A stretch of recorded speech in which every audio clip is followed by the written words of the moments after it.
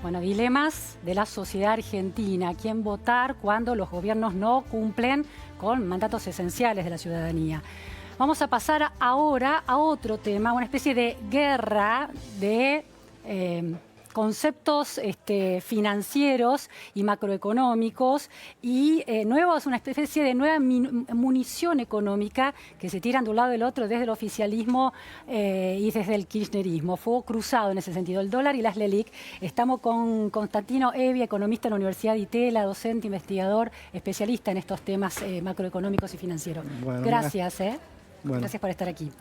Constantino, bueno, LELIQ, LEVAX, dólar alto, dólar bajo, etcétera.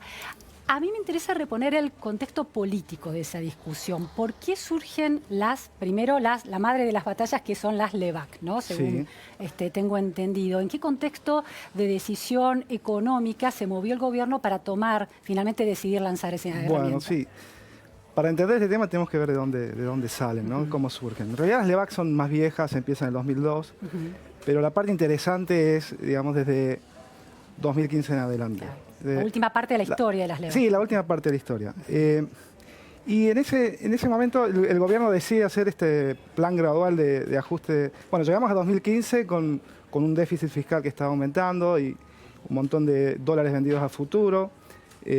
Y bueno, eso no era sostenible. El gobierno decide... Una pregunta, ¿de qué déficit fiscal? Porque también ha habido discusión acerca del porcentaje de ese déficit fiscal en diciembre de 2015. ¿De cuánto estamos hablando? Bueno, la cifra oficial creo que era 1.8 negativo, si no me equivoco. Oficial del kirchnerismo, decís en ese momento.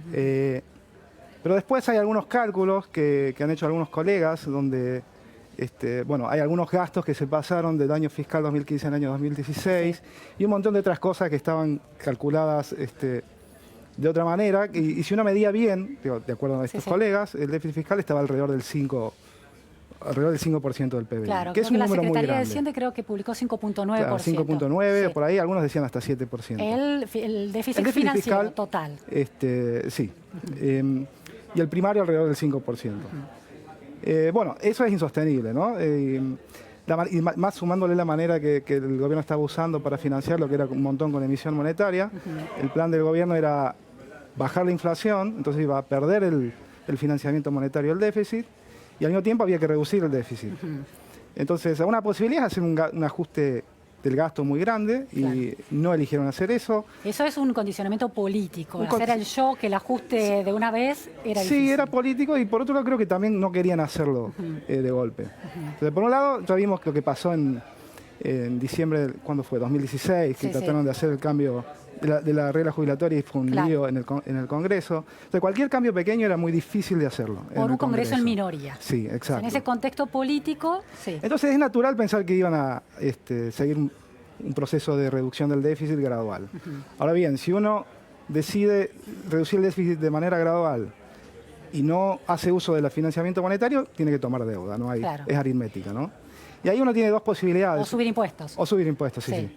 Digo, dado el sendero del déficit, que es la diferencia entre gasto e impuestos, hay que financiarlo de alguna manera, y la única que quedaba era emitir deuda. Y uno puede emitir en deuda en pesos o en dólares. Bien. Nuestro mercado de deuda en pesos, y para largo plazo, porque lo conveniente para financiar el déficit es emitir deuda de largo plazo, es inexistente, es muy chiquito. ¿Qué quiere decir que es chiquito? Es chiquito, digamos, si uno mira... Que no hay nadie lo quiere comprar, que nadie quiere... Básicamente por la historia inflacionaria de Argentina, ¿no?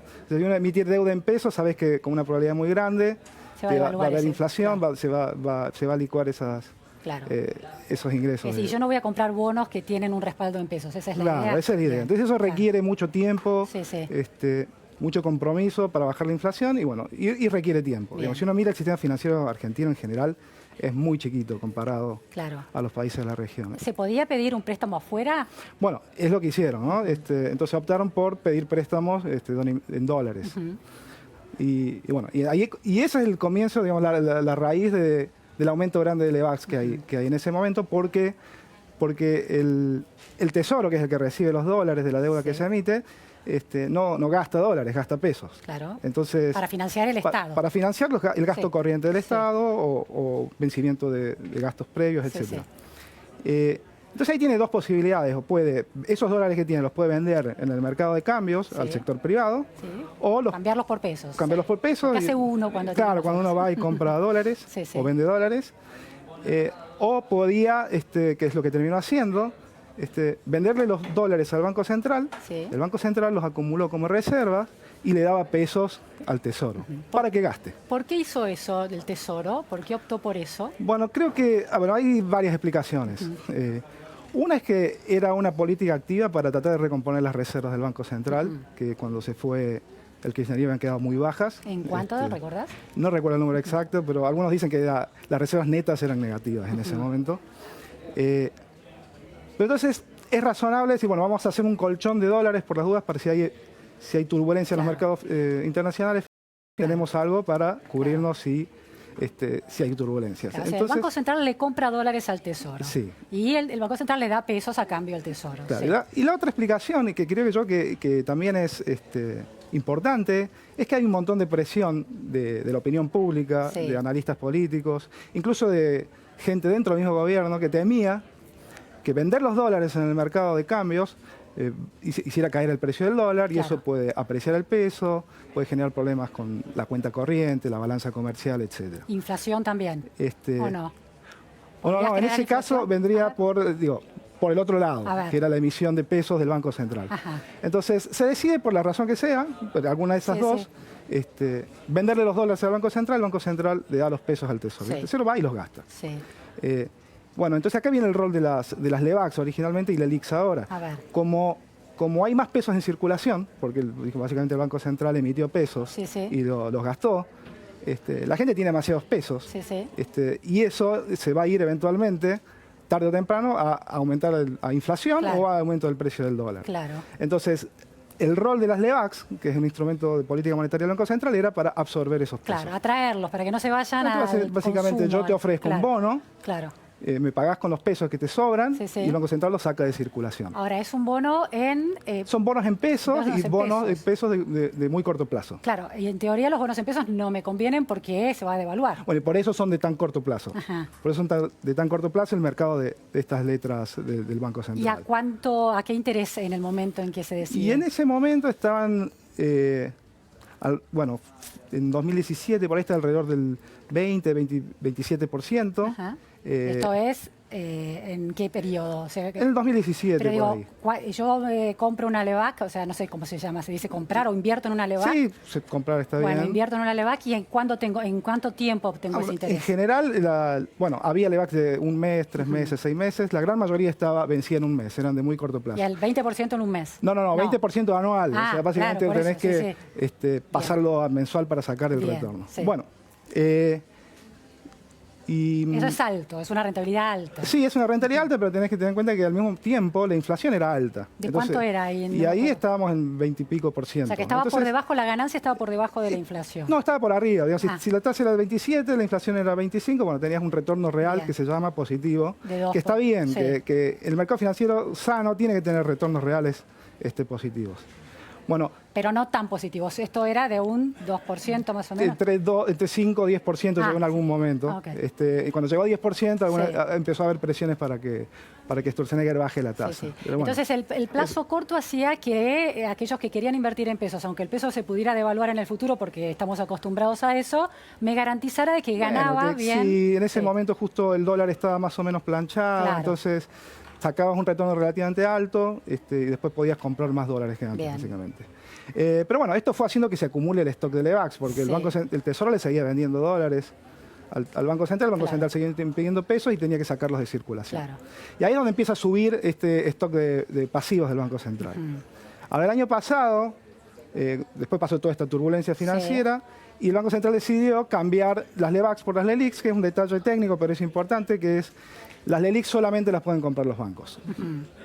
Las LEBACs las podemos comprar cualquiera, vos, yo, etc. ¿Y por qué es un detalle técnico importante? Bueno, es un detalle técnico porque como los bancos son sujetos de regulación del Banco Central, el Banco Central le es más fácil asegurarse o motivar a los bancos para que renueven estas LEBACs. Hay un control más directo. Es un control más directo. Con el otro tenés chances de que de repente no todos nos ponemos de acuerdo de de que... Hay un mercado que es más inestable y menos controlable, una Sí. mayor libertad de mercado. Sí, que fue lo que relación. terminó pasando el año pasado, que la gente dejó de renovar las LEVACs, empezó a ir al dólar y ahí eso fue la disparada del dólar. Interesante. Ahora, lo que dice Alberto Fernández es que el gobierno benefició a los bancos con las LELIQ, que los que están ganando son los bancos. Bueno, en realidad, ahora pasemos a explicar las LELIQ, porque antes yo invertía en LEVACs y bueno, recibía la plata en mi cuenta comitente, lo que sea. Sí. Ahora, los que invierten son los bancos, pero esa plata de los bancos, no es plata de los bancos, es plata de los ahorristas que invierten en su gran mayoría en plazos fijos en los bancos y los bancos tienen toda esa liquidez y van y compran LELIQs. Sí. Entonces es cierto que el Banco Central está vendiendo estos bonos a los bancos, pero en el fondo están los ahorristas con los plazos fijos. Sí. ¿no? Entonces, ¿se benefician los es ahorristas de esa venta? Es una intermediación que están haciendo los bancos a los ahorristas. ¿Cómo se benefician los ahorristas de ese interés que ganan los bancos por las LELIQ? Bueno, porque el banco va a ofrecer una tasa de interés de plazo fijo más alto. A partir Entonces, la idea es que como que la competencia entre bancos haga que, la competencia por los fondos de los ahorristas haga que suba la tasa de interés de los plazos fijos, algo relativamente cerca, con un spread, con una diferencia a la tasa de interés de la ¿Eso se dio efectivamente? Sí, y más cuando hicieron esto de los plazos fijos online, donde yo en mi cuenta de mi banco puedo abrir un plazo fijo en cualquier otro banco haciendo por internet directamente. Es decir, a ver si entiendo entonces las LELIQ. El Banco Central se los vende a los bancos adquieren entonces más pesos. Los bancos le entregan los pesos al Banco Central. Al revés. Y les dan un papelito, las LELIQs, que es un bono de corto plazo. Que en un cierto plazo, también corto. También la mayoría son a un mes. Bien, pero eso le permite ofrecer a sus clientes, a los ahorristas, mejores condiciones de tasas de interés. Plazo fijo, exacto. Pero bueno, entonces, ¿cuál es la propuesta de Fernández? Lo que me querías preguntar. Sí. Bueno, él dijo que bueno, vamos a bajar la tasa de interés. Primero dijo, no voy a pagar las tasas de interés. Después dijo, bueno, no. En realidad lo que vamos a hacer es bajar la tasa de interés, está bien, de las LELIQs. ¿Hoy son del 3%? ¿Esto es así? Hoy están en el 60%. 60%. Anual, ¿no? Es tremendamente alto. La tasa de interés real ahora sí es alta. Y esto no es sostenible. ¿La mayoría se liquidan anualmente o la mayoría se liquidan en plazos más cortos? ¿La mayoría de qué? La mayoría de las LELIQ. No, son todas de vencimiento anual. No, vencimientos muy cortos, de un mes, etc. Por eso tiene riesgo, y volviendo a las LEVAC, por eso era el riesgo continuo de refinanciamiento, de que todos los meses hay que refinanciar un stock de deuda muy grande, que de repente si los inversores dicen yo ya no te presto más, se puede generar como una crisis. ¿Qué fue lo que terminó pasando el año pasado? Pero ahora, como estaban las LELIQs, el Banco Central tiene más control sobre eso, pero bueno, está la discusión de si la tasa de interés es demasiado alta y si el gobierno podría usar esa plata que paga de interés para otras cosas. No la puede usar. Bueno, a ver. Es engañoso, básicamente, porque no es que estoy pagando una tasa de interés y esa plata la puedo usar para otra cosa. ¿Por qué? Porque ¿qué pasa si el Banco Central o el Poder Ejecutivo fuerza al Banco Central a bajar la tasa de interés? Digamos, en vez de 60, que sea el 30%. ¿no? Entonces va a haber un montón de ahorristas que van a seguir poniendo en plazo fijo por más que la tasa de interés baje. Pero hay un montón que no. Dicen, bueno, yo a esta tasa de interés tan baja compro dólares o compro algún otro activo. O sea, la tasa de interés tiene el sentido de atraer a los ahorristas. Darle un retorno herramienta que tiene riesgo, esperado. Hay un riesgo de inflación y hay un riesgo político muy grande, entonces el retorno que piden los ahorristas o los inversores en general es bastante alto ahora. Y eventualmente va a tener que bajar para que todo esto funcione bien, pero bueno. Dado que está alto, Fernández propuso bajemos la tasa de interés y usemos esa plata para otras cosas. Por ejemplo, aumentar las jubilaciones. Pero el problema que tiene eso es que en realidad no es que está ahorrando plata inmediatamente, sino que cuando baja la tasa de interés, el Banco Central baja la tasa de interés de las LELIQs, como te dije, un montón de ahorristas van a seguir poniendo el plata en plazos fijos, pero un montón no. Porque digo, este retorno es demasiado bajo, me llevo mi plata a otro lado, en particular al dólar o a cualquier otro activo. Bueno, ¿qué significa eso? Que dejan de renovar los plazos fijos en el banco, los ahorristas. Entonces le baja la cantidad de plata a los bancos que tienen para invertir en LELIQs. Entonces los bancos van a decir, no renuevo tantas LELIQs como te había comprado, digamos, el mes pasado o lo que sea. Entonces, ¿qué hace el Banco Central ahí? Y bueno, no le renuevan las LELIQs, le tiene que dar pesos. O sea, tiene que emitir pesos. Entonces no es que está ahorrando plata, sino si baja la tasa de interés, el Banco Central va a tener que estar emitiendo pesos para devolverle a la gente que no quiere tener más esos bonos. Y esos pesos van a ir... Y esos pesos van a la economía y eventualmente van a generar inflación, se van a ir al dólar, porque esos pesos que están dando vuelta, la gente va a comprar dólares y eso aumenta la inflación. Entonces, no es que con lo que ahorra de las tasas de interés pueda financiar otro gasto, sino básicamente tiene que imprimir pesos para dárselo a la gente, no para gastar en otras cosas. Ahora, el candidato Alberto Fernández también habló de que para él el dólar está con un precio muy bajo, poco creíble. Bueno, y que eso dijo ayer, hoy dijo que estaba demasiado alto, no sé muy bien qué Bueno, pero dice. supongamos que es lo de ayer, ¿no? Sí. Que el dólar está muy bajo y tiene que subir, en diciembre tiene que subir mucho. ¿Es coherente con la idea de que, bueno, el Banco Central emita porque él tiene que, las LELIQ, mucha gente no las renueva si hay pesos en el mercado, entonces... Bueno, sí, si baja la tasa de interés, sube el precio del dólar. O sea, en ese sentido sí es coherente. El punto es si es deseable o no. ¿Es deseable o no? Yo creo que no. Yo creo que hay que dejar el dólar, digo, es mi opinión personal o de un grupo de personas que no creo y no creemos muchos que la política monetaria tenga un efecto permanente sobre el precio del dólar, hablando del precio del dólar desde el punto de vista real, que es el que se usa para tomar decisiones de exportación, etcétera. Entonces, la política monetaria afecta el precio del dólar, afecta el precio del tipo de cambio real, que se le llama, pero en el corto plazo. Y hay otro tipo de razones estructurales que determinan el precio del tipo de cambio real. ¿Por ejemplo? Por ejemplo, la cantidad de gasto público, por ejemplo, el tamaño del sector público. O sea, siendo más específico, cuánto se gasta en bienes no transables y que no se comercian con el resto del mundo, y el gasto público es básicamente eso, y cuánto se gasta en bienes que sí se comercian en el resto del mundo. Ahora, esos bienes que se comercian con el resto del mundo a partir de las exportaciones, según el candidato Alberto Fernández, con este dólar son poco competitivos. Bueno, ese es otro punto que... Dos cosas ahí. Una, bueno, hace 9, 10 meses creo que ya estamos teniendo balanza comercial positiva. Entonces, en ese sentido, es cierto que es mucho por caída de importaciones más que suba por exportaciones. Por recesión económica. Por recesión económica y porque las exportaciones tardan más en reaccionar. Digamos, hacer tu cadena de contactos afuera para exportar lleva tiempo. Una vez que se rompió esa cadena, tarda bastante tiempo en volverse a formar. Entonces, es natural que las exportaciones respondan con un rezago más grande. Pero bueno, más allá de la recesión, ¿no crees que la recesión está la recesión afectando? también impacta fuerte sobre las importaciones. Porque son importaciones, son insumos para producir. Insumos para producir y también demanda de consumo, y el consumo baja por la recesión. Entonces, a las importaciones le pega de golpe, y la esperanza de muchos era que al subir el tipo de cambio, las exportaciones suban. Están subiendo un poquito, pero todavía no tanto. ¿Y crees entonces que si se da ese dólar alto del que hablaba ayer al menos Alberto Fernández, no va a afectar positivamente a las exportaciones? Bueno, quizás las afecte en el corto plazo, pero eso inmediatamente se va a ir a inflación. Se va inmediatamente a inflación. Entonces ese efecto que va a tener sobre el tipo de cambio real va a ser de muy corto tiempo.